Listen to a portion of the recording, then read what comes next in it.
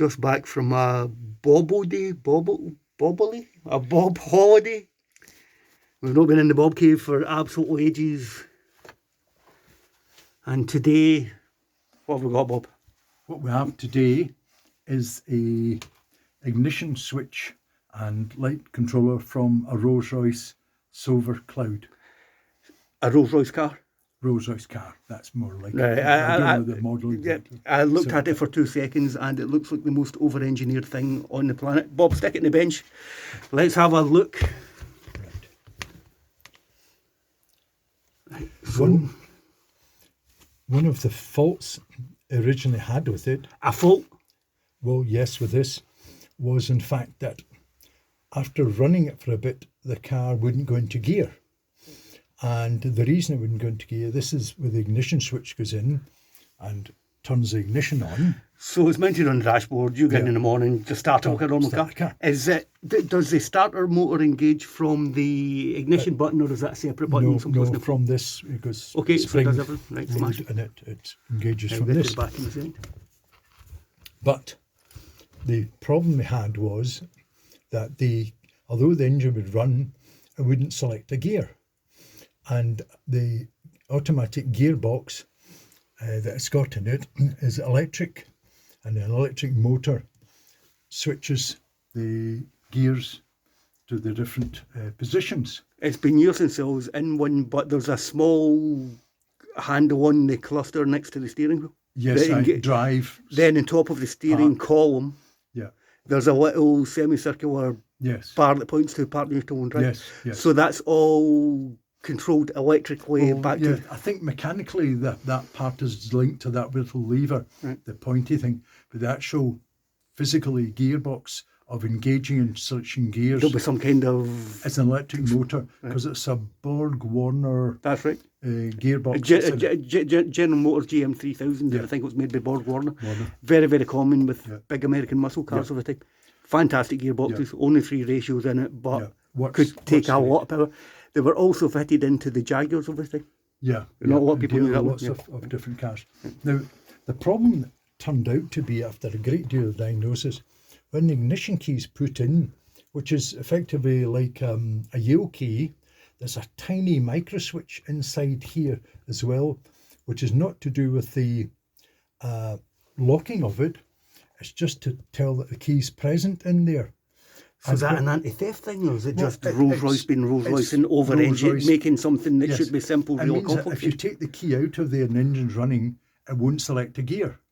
So you can take the key out the car, leave the engine running, maybe get the car warm, then nobody can steal it? Or is it just... Yes, I'm not sure the exact reason for it, but certainly it inhibits the gear selection on it. I wonder if that's what it was for then. Yeah, and the trouble is the micro switch has got very little movement in it, because there's a tiny micro switch and it just goes on the little bumps on the gear, on the key, cause it to select.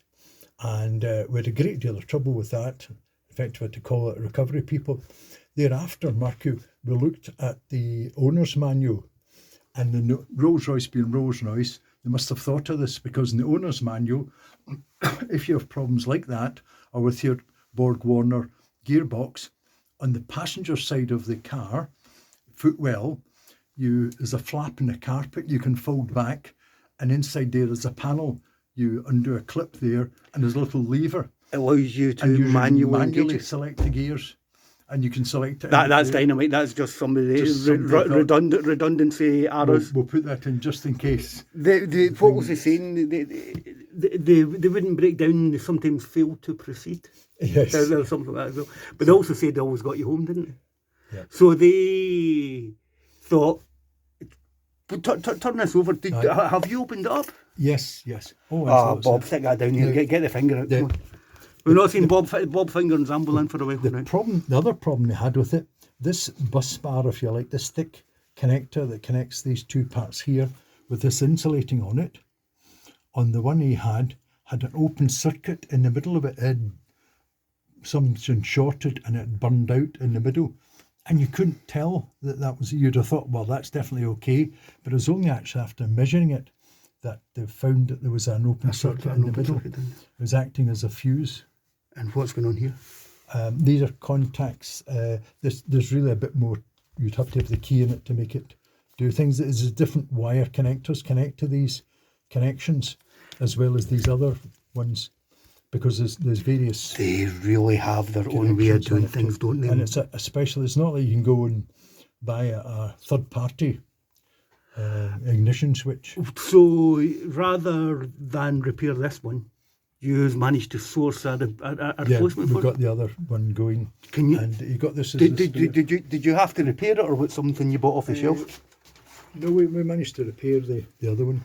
I'm not sure even if a screwdriver will operate this. I don't think so. If it's this is Bob Hotwire and a Rolls Royce. No, no. And we don't have a Rolls Royce key with us today, not certainly for this one. But it's quite a inside here. Wonder if we can. It's so over-engineered. Why? What were they thinking about? What are these things here? Is that just there's a cap goes over the top of it to cover this, a plastic cap. Once the cables go in. Were the cables hand terminated onto these pins, or was it a little eyelets like this? Like that? Little eyelets. Let's get zooming in that, and it's a little brass nut and stuff as well. The attention to detail. These are the bulbs, I'm sure. These are the lights. Bit of live bulb cam. I'm sure these are the lights.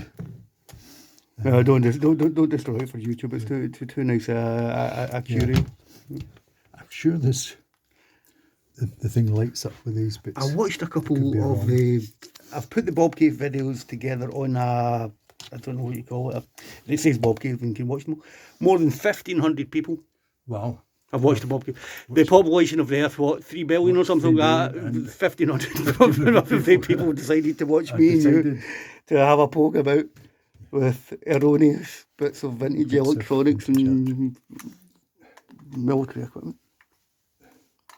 They've got their own thing going down. How on earth? So right, that's just the lights. That's just like that's off. Park lights. Well, give me a go at that. And then when it says park, that'd be side lights anyway.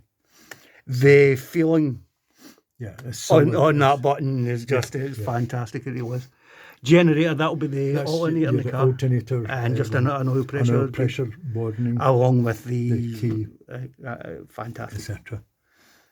So I don't think we've got anything else to say apart from that's over-engineered madness. Over-engineered switch. And Bob's going to give us a... Right. Wishing all the best again for another happy day in the Bobcave. Great, right. Thanks all for watching. Right, brilliant. Bye.